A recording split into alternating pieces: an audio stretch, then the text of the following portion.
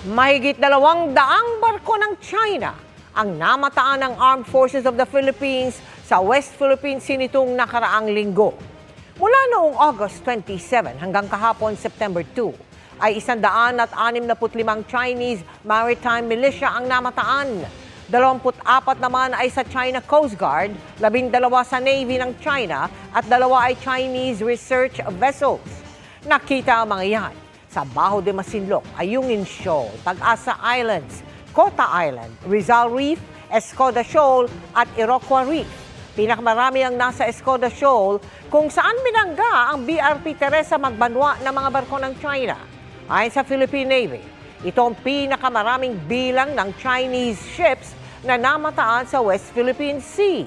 Sa kabila niyan, patuloy na tutuparin ng AFP ang mandato nitong protektahan ang ating teritoryo.